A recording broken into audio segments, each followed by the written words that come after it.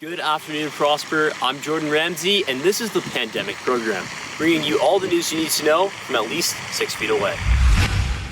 Starting off with some news other than COVID-19, the Duchess of Sussex, Meghan Markle, and her husband, Prince Harry, announced back in January of this year that they would be stepping away from the royal family and spending half of their time here in North America and the other half in the UK. The couple officially ended their roles as British royals Tuesday as they said goodbye to fans on Instagram. Post-royalty, Meghan plans to return to the acting industry by narrating a Disney Plus film coming out this month. The two are also going to be running a new nonprofit organization without the word royal in the name to replace their current Sussex Royal Foundation.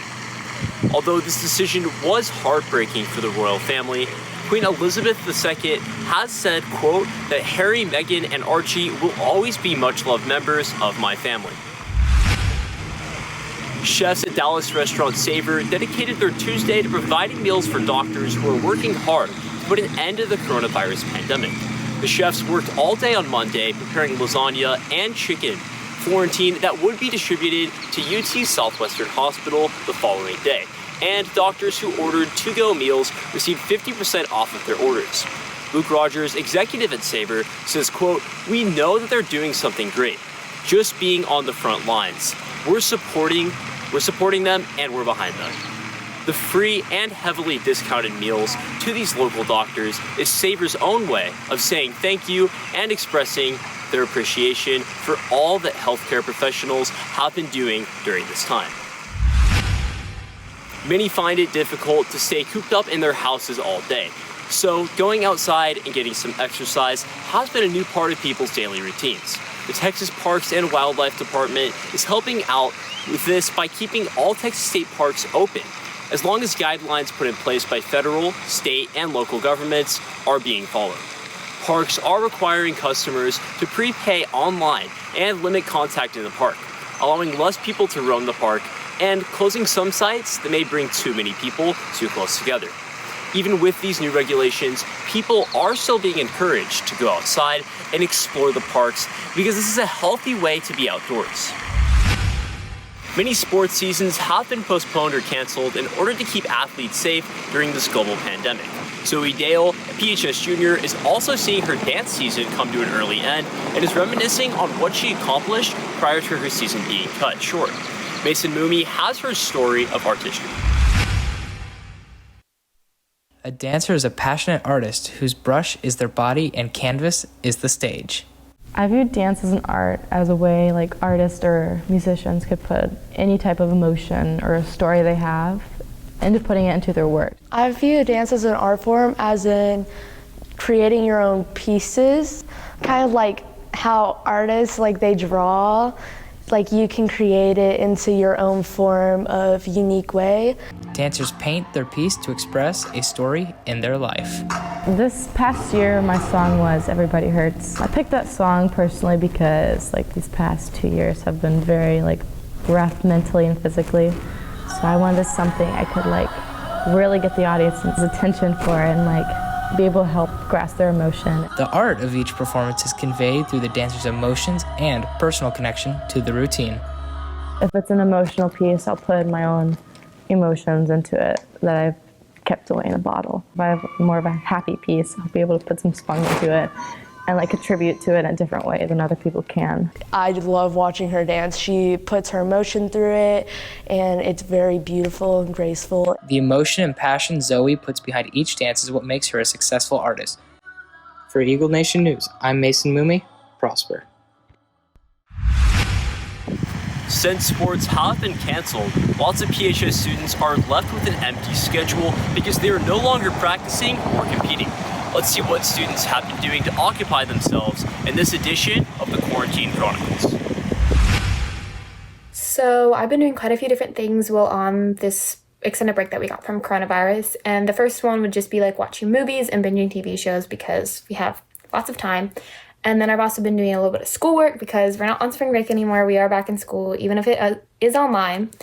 And then also talent at tryouts are about to start this week. And they send out our tryout dance that we have to learn online and then perform online. So I've been practicing that a lot. And then I've also been just doing other activities so I don't get bored, and then sleeping because we obviously have plenty of time for that. And yeah, that's all I've been doing. For my quarantine activities, I've been coloring a lot. I've been making some friendship bracelets, and I'm only allowed to see one person, and it's my boyfriend Caden, so that's nice. But And his mom. And his mom and his sister. But quarantine is okay. It gets a little boring, but I'm allowed to hang out with him, so that's good. And then I've been doing school. That's pretty easy. My grades are really good right now, so I miss all my friends and I miss being in the school, but hey, as long as I'm getting good grades, I'm okay with it. But I'm not okay with my nails falling off and nothing to do about it. So I hope all of you are healthy and safe, and keep watching ENN. During quarantine, I've played video games. I've ridden my bike about 20 miles. I've taken my dog for quite a few walks. I've practiced archery. I've played some backyard games. I've read a lot, and I've watched quite a few movies. And, of course, I've done some schoolwork. Texas Governor Greg Abbott has recently made an official decision to keep all Texas schools closed until May 4th. Schools will reopen that Monday unless the order is extended.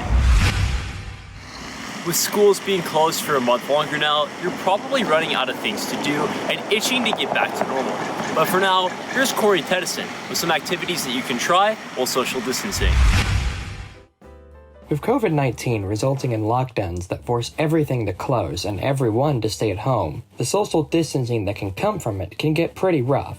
But social distancing doesn't have to mean lack of social interaction, nor does it have to mean complete boredom.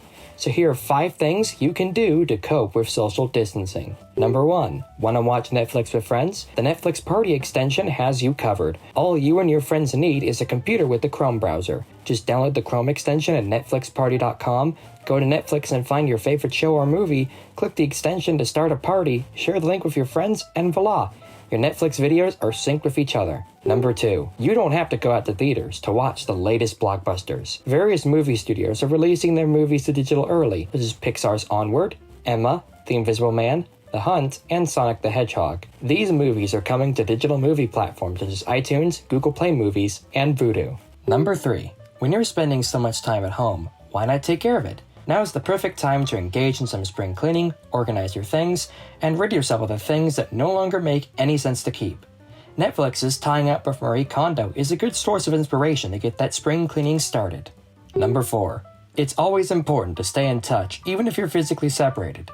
And now is a great time to stay in touch with friends and family, and to reconnect with some that you might have not talked to in a long time.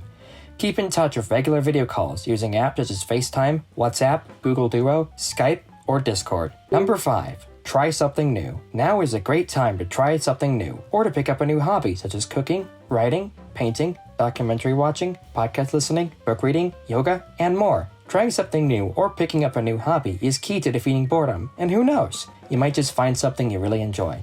What are you doing to survive social distancing? Let us know on Twitter in the replies of our pinned tweet.